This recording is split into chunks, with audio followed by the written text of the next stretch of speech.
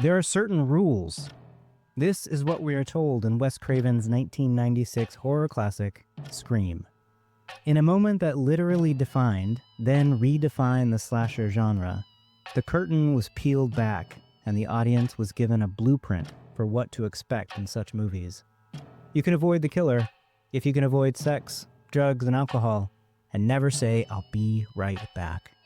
Not only did this highlight the repeatable form of slasher film since Halloween and Friday the 13th, it clearly identified the conservative moral backbone driving these monstrous characters.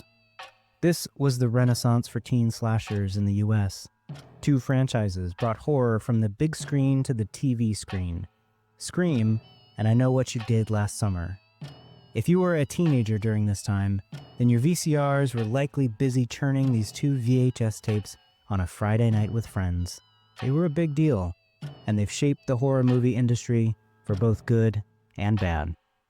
Despite both screenplays being written by Kevin Williamson, Scream and I Know What You Did Last Summer approach the teen slasher horror in vastly different modes.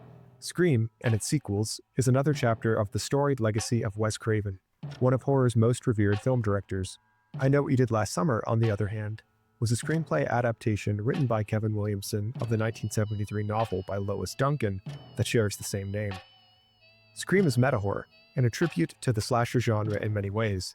I Know What You Did Last Summer mixes urban legends with the poor decisions of youth and the overwhelming fear of screwing up the future. Both focus on teenage protagonists navigating fear and dying in the usual graphic ways. Both films captured audiences' imaginations, anxieties, and fears. Why? What about the late 90s made the slasher genre re-emerge to take more victims in ways equally laughable, if less predictable, than its original iterations in the 70s? So, what is your favorite scary movie? Grab your cordless phone and rekindle the hope of the approaching new millennium. But don't hold on too tight, because we all know how quickly that could be dashed by a ubiquitous masked killer. And if we get lost along the way, don't worry. We'll be right back.